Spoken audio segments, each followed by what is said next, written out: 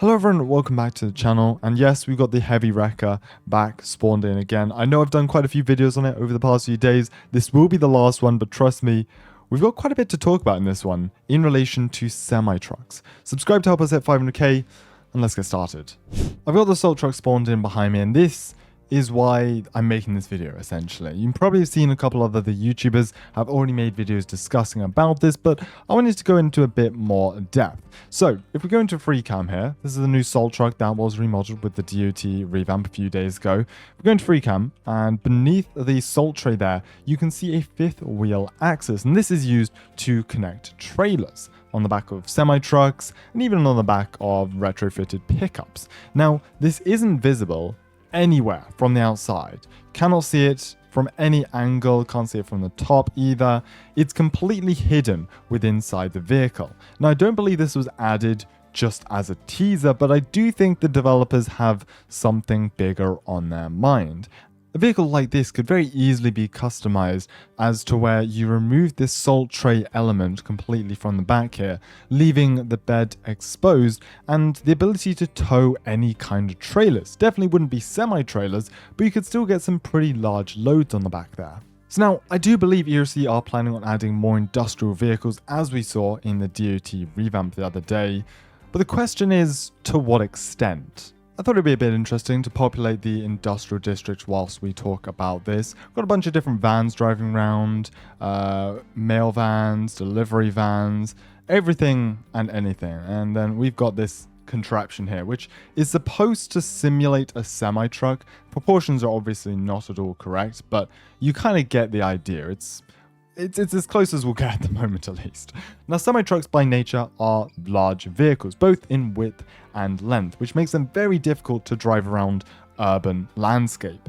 Now, obviously, the trailer would be mounted much closer to the cab. It wouldn't be mounted right off the back there, but you get the idea of what we're going for. Even this is pretty similar size to what a semi-truck would be, even with a vehicle hanging off the back. So this is the industrial district, right?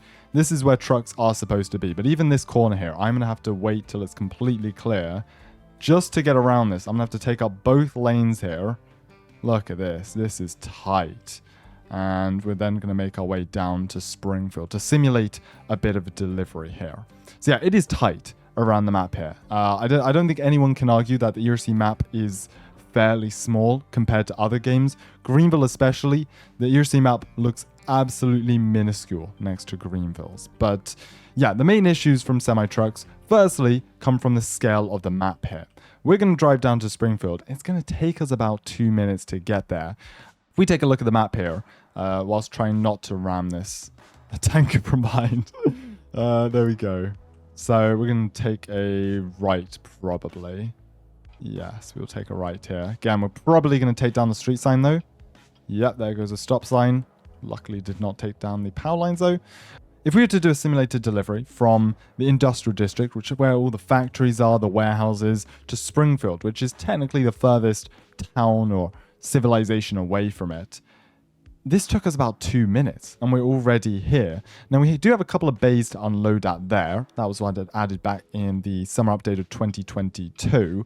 But, again, it's going to be quite tight. We're going to have to use all these parking spaces, actually go even over onto this road here.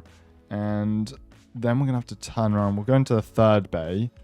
I'm not good with reversing, I can tell you that. Let's give this a try. Oh, this won't be too bad. This won't be too bad there.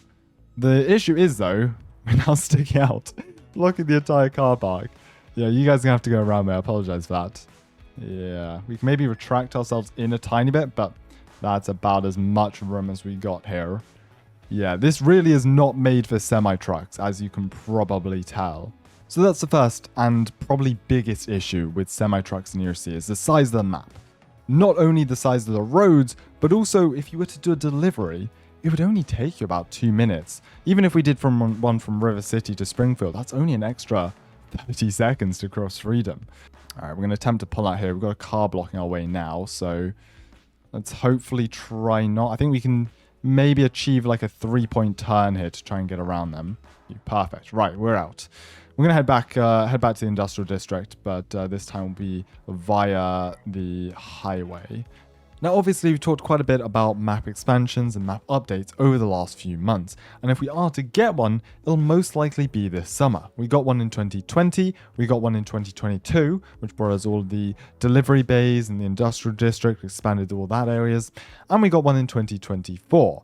But they can only expand the map so much, and I highly doubt they're going to redo every road layout to make sure semi-trucks can get around the towns. And even if they expand the highway up here, down here, added some extra streets, realistically, you can still get around the map in 5 minutes. So again, deliveries in semis, one, don't really make any sense, and two, they'd be over in 2 minutes.